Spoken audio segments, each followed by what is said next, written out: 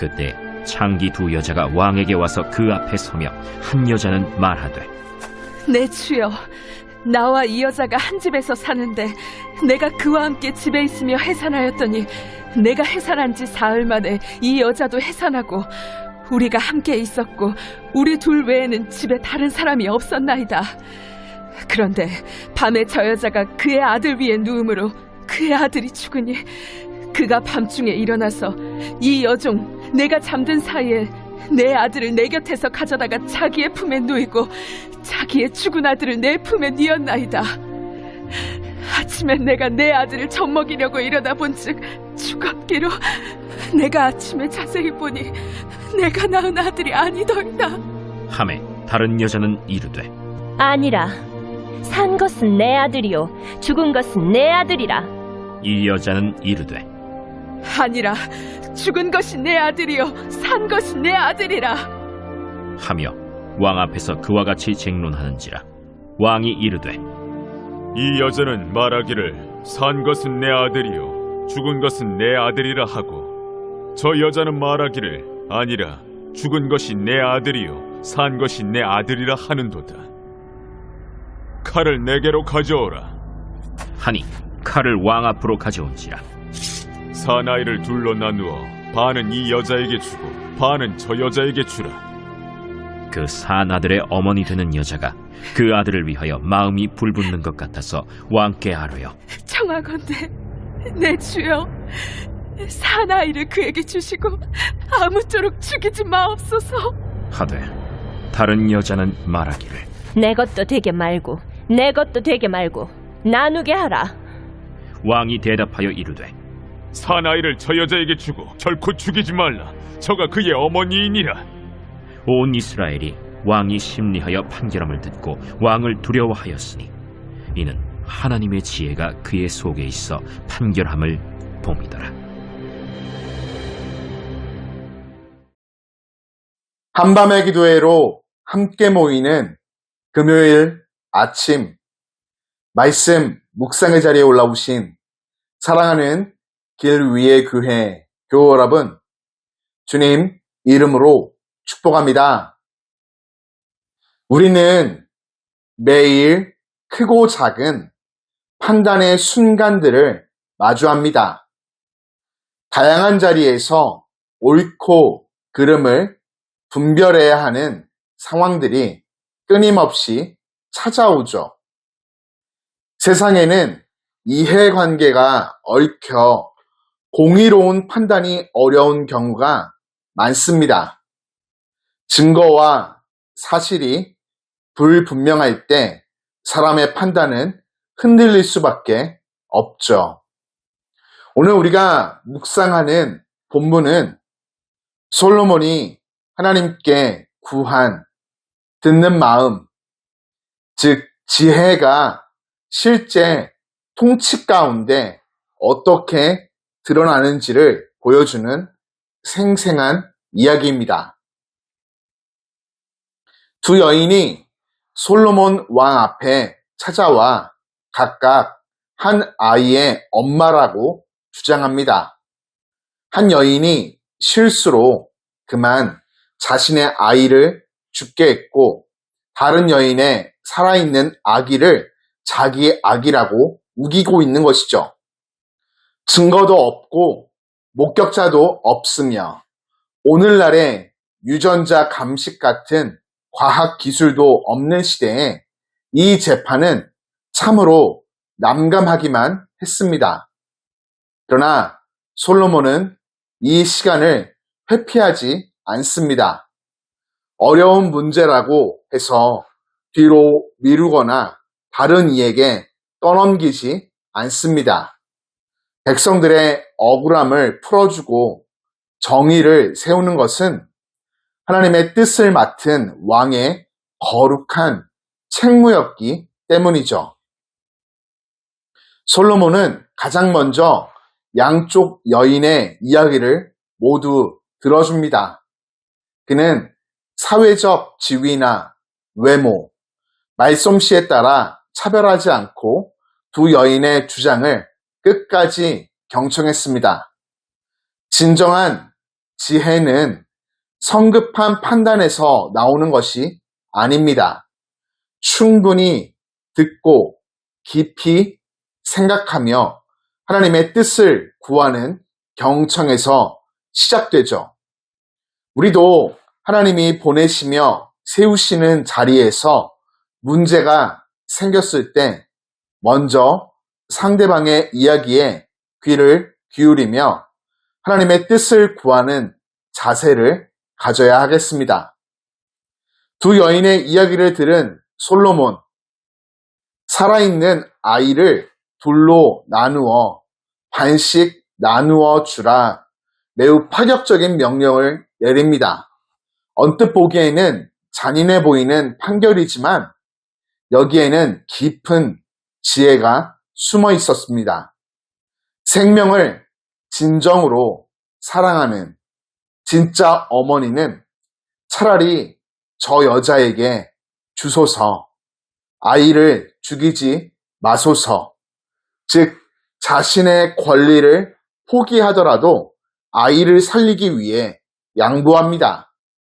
반면에 거짓 어머니는 나의 것도 너의 것도 되지 못하게 하라며 아이를 죽이는 것에 동의하죠.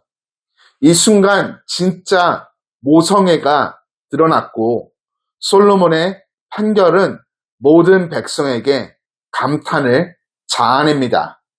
성경은 그들이 왕을 두려워하였으니 이는 하나님의 지혜가 그의 속에 있어 판결함을 보았음이더라 기록하죠. 여기서 우리는 몇 가지 교훈을 얻게 됩니다. 하나, 하나님의 지혜는 생명을 살리는 지혜라는 것입니다. 솔로몬의 판결에서 가장 중요한 것은 단순히 누가 진짜 어머니인지를 가려내는 것이 아닙니다. 아이의 생명을 보호하는 것이 최우선이죠. 세상의 지혜는 종종 유리한 쪽으로 판결하고 힘 있는 자의 편을 들 때가 많지만 하나님의 지혜는 언제나 생명과 사랑의 편에 서 있습니다. 우리도 어려운 결정을 내려야 할 때 무엇이 생명을 살리는 길인가 먼저 생각해야 합니다. 내가 속한 자리에서 갈등이나 이해관계가 충돌할 때, 의견이 나눌 때 하나님의 지혜는 관계를 살리고 사랑을 회복시키는 방향으로 우리를 인도하실 것입니다. 둘, 듣는 귀가 지혜의 시작입니다. 솔로몬이 두 여인의 이야기를 차별 없이 모두 들었듯 지혜는 하나님의 말씀을 듣고 사람들의 사정을 듣는 경청에서 시작됩니다.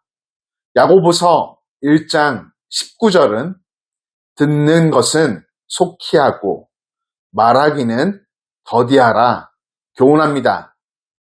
오늘의 사회는 너무 빠르게 돌아가고 우리는 충분히 듣지 않고 성급하게 판단할 때가 많습니다. 그러나 참된 지혜는 먼저 하나님의 음성에 귀를 기울이고 그 말씀을 기준 삼아 상대방의 마음을 이해하려고 경청하며 다시 하나님의 뜻에 비추어 분별하는 데서 시작됩니다. 이를 기억하시기 바랍니다. 셋, 분별하는 용기가 필요합니다. 오늘날에도 겉으로는 사소한 문제 같지만 가정과 공동체를 흔들고 시험하는 상황들이 있습니다. 복잡한 이해관계 속에서 좋은 게 좋은 것이라며 타협하기 쉽지만 때로는 옳고 그름을 명확히 분별하는 용기가 필요합니다. 하나님의 뜻 앞에 분명히 서서 진리의 편에 서는 것이 참된 지혜이죠. 이것은 남을 판단하거나 정죄하는 것이 아니라 하나님의 공의와 사랑의 원리에 따라 분별하는 것입니다. 사랑하는 교우 여러분, 하나님의 지혜는 세상의 잔꾀나 요령이 아닙니다. 그것은 생명과 사랑, 그리고 공의의 원리입니다. 솔로몬이 보여준 것처럼 참된 지혜는 생명을 살리고 사랑을 회복시키며 하나님의 공의를 드러냅니다. 오늘 하루도 주님의 지혜로 우리의 가정을 세우고 일터에서 정직하게 일하며 교회 공동체를 사랑으로 섬기기를 바랍니다. 하나님께서 우리에게 듣는 귀를 주셔서 말씀 앞에 순종하고 필요한 순간에는 담대히 분별하는 지혜를 주시기를 간구합시다. 그때 우리 삶은 생명을 살리고 하나님의 공의를 드러내는 아름다운 도구가 될 것입니다. 우리 모두 솔로몬처럼 하나님의 지혜를 받아 이 어두운 세상에 생명의 빛을 비추는 참된 성도 되기를 주님 이름으로 축복합니다. 지혜의 근원 되시는 하나님 아버지, 새롭고 복된 하루를 허락해 주심에 감사드립니다.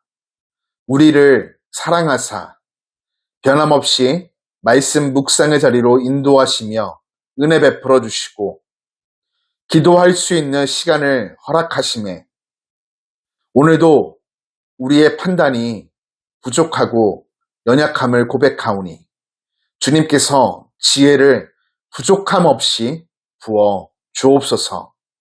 사람의 눈으로는 옳고 그름을 분별하기 어렵지만 주님의 말씀은 빛이 되어 길을 보여주시니 우리의 영적인 귀를 여사 하나님의 뜻을 듣게 하시고 삶의 자리에서 이웃의 사정에 공감하며 경청하고 분별할 수 있도록 친히 이끌어 주옵소서. 허락하시고 세우신 다양한 자리에서 사랑과 정직과 공평, 화평과 질서를 바르게 세우는 지혜를 주시고 순간의 감정이나 이익이 아닌 생명을 살리고 공동체를 세우는 하나님의 마음으로 오늘을 살게 하여 주옵소서. 금요일입니다.